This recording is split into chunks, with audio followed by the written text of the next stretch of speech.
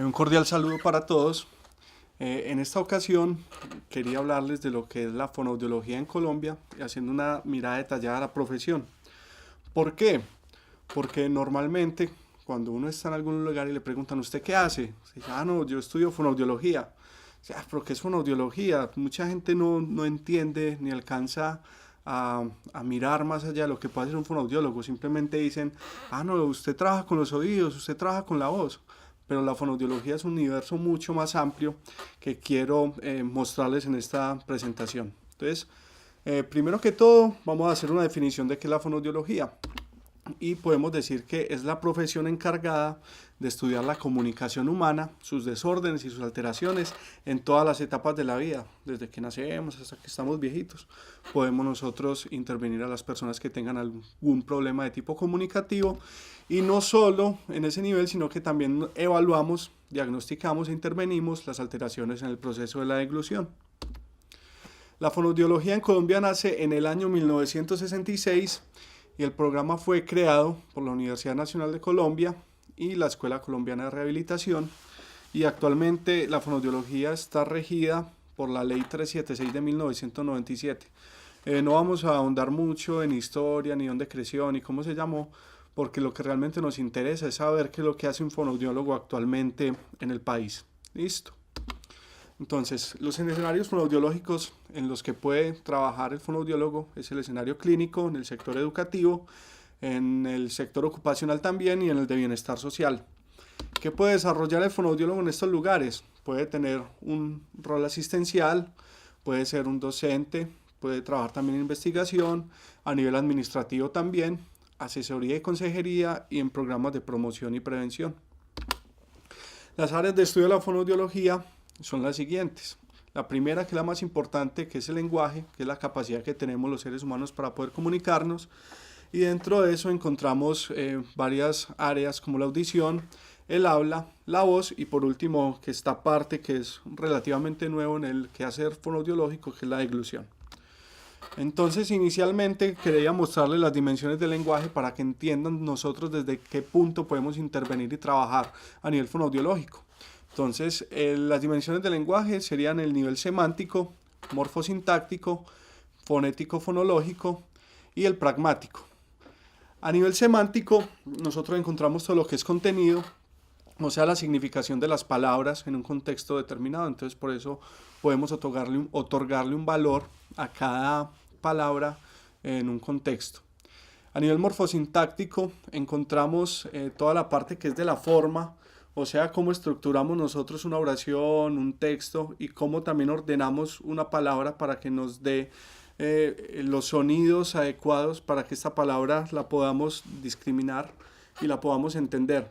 Y a nivel pragmático encontramos todo lo que es el uso del lenguaje, cómo yo llevo todos estos elementos a una conversación determinada, cómo inicio yo una conversación, cómo la sostengo, cómo la termino y también cuáles son los elementos extralingüísticos que yo utilizo para darle una intención comunicativa. Entonces eso es lo que estudiamos nosotros desde el lenguaje y miramos qué puede estar alterado. Y las alteraciones que encontramos en el lenguaje pueden ser o cosas simples como un retraso en el desarrollo del lenguaje, o cosas ya más complicadas como son trastornos específicos del lenguaje en donde se afecta la comprensión y la expresión de los usuarios y no hay ninguna base neurológica, ningún daño neurológico para poder explicar la alteración. Caso contrario, en los trastornos generalizados del desarrollo del lenguaje, como en el autismo y otras patologías que ya sabemos que hay un problema a nivel neurológico que hace que la comprensión y la expresión y la intención comunicativa esté totalmente alterada. También encontramos otro tipo de alteraciones en el lenguaje como son las afasias, que son de carácter ya sea por un trauma craneoencefálico, por un accidente cerebrovascular, en donde de acuerdo a las áreas que se van afectadas podemos encontrar o afasias comprensivas o afasias expresivas o la unión de las dos, ¿cierto? Tendríamos una afasia global que se llamaría en este caso. Y también tenemos los trastornos cognitivos comunicativos que se dan cuando las personas se empieza a generar el cerebro y se da el Alzheimer, se da el Parkinson, enfermedades que van afectando gravemente la comunicación. También podemos trabajar nosotros a nivel educativo, como decíamos ahora en los escenarios, y trabajamos dispositivos básicos del aprendizaje, para tratar todas las dificultades escolares. Entonces inicialmente trabajamos en lo que es la atención, la memoria, la habituación, la sensopercepción y la motivación. Entonces trabajamos dificultades escolares, especialmente en la lectoescritura y el cálculo, como son las disgrafias, las agrafias, que es en la escritura, la dislexia y las alexias, que son en la lectura, la disortografía, tiene que ver con la ortografía, y la discalculia y la calculia, problemas del cálculo. Suelen confundirnos con profesores, no somos profesores, lo que hacemos es aumentar las habilidades o trabajar en puntos específicos para que todos esos procesos escolares se faciliten en los usuarios.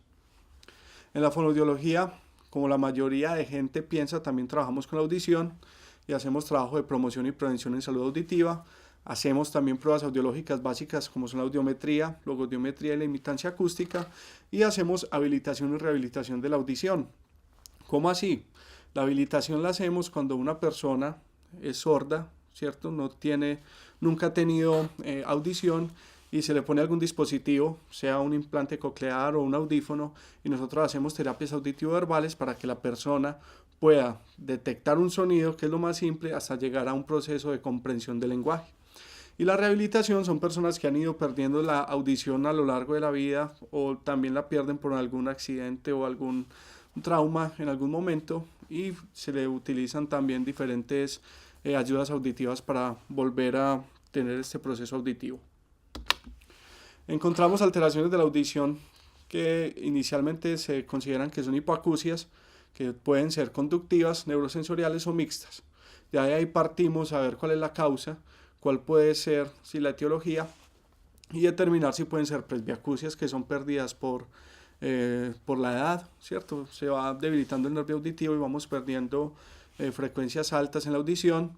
Y hipoacusia inducida por exposición a ruido, que es se ve mucho en la clínica, que es cuando una persona trabaja en lugares muy ruidosos y se van perdiendo algunas frecuencias agudas hasta el punto de haber una pérdida total en la curva en las frecuencias altas. También hay hipoacusias súbitas, el Meniere, y también trabajamos el vértigo, que tiene que ver con el sistema auditivo en el oído interno. También desde la fonoaudiología trabajamos todos los procesos motores básicos del habla, para lo que tiene que ver con la respiración, la fonación, la resonancia, la articulación y la prosodia. Y esto es muy importante porque nosotros nunca tenemos claro cómo se va a hacer ese proceso de adaptación, tanto muscular como de postura y de ejercicios de fonación, de técnica, para poder tener una habla adecuada, utilizando todos los órganos fonoarticuladores como se debe. Hay alteraciones en el habla que encontramos principalmente las dislalias, que hay muchos tipos de dislalias que probablemente en otro video podamos explicarlas, que es cuando una persona no tiene esa agilidad o esa precisión articulatoria para realizar los sonidos del habla. Por ejemplo, en la imagen podemos ver la niña como en vez de decir Coca-Cola dice Totatola. Entonces hay unas alteraciones en esa articulación, en ese específico fonema que tenemos que producir. También están las disglosias, que es la otra imagen que vemos, que son cuando las personas tienen alguna alteración craneofacial, como puede ser el labipaladar hendido, o también a nivel de la mordida, a nivel dental, que nos ocasionan problemas para la articulación. Las disartrias ya serían más de carácter neurológico, que hacen que la habla sea lenta e ininteligible, y las disfemias, que son los famosos tartamudos o gagos, que son procesos de fluidez que se ven alterados. Desde la fonoaudiología también trabajamos los procesos de voz. Entonces nosotros trabajamos 3 sistemas, que es el respiratorio, el sistema de fonación y el de resonancia. Y evaluamos 3 ítems particularmente, que son la intensidad, el tono y el timbre.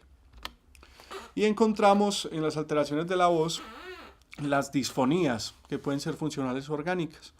Estas se pueden dar por mal uso o abuso vocal, inflamaciones, infecciones, tumores o malformaciones congénitas. Y de acuerdo a esto nosotros ya miramos qué tipo de intervención seguir. Si son disfonías por mal uso o abuso vocal, trabajamos con higiene y también algo de técnica, y ya para el resto de disfonías hacemos técnica vocal, tratando de buscar una impostación o proyección de acuerdo a las características. Y por último también trabajamos lo que es la disfagia, que es la dificultad para la deglución. Y nosotros hacemos una evaluación y un diagnóstico por medio de diferentes cosas, como es la anamnesis, se hace una evaluación física, se hacen diferentes protocolos y una evaluación clínica también con diferentes texturas para definir si la vía oral del paciente la podemos habilitar o no y cuál es el paso a seguir desde la evaluación y el tratamiento.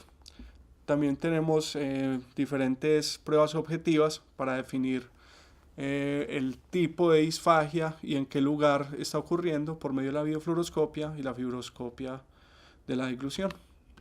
Y podemos hacer un tratamiento de la disfagia desde técnicas miofuncionales de estimulación oral, facial y cervical, técnicas de incremento sensorial, maniobras posturales y maniobras de la deglución. Muchas gracias.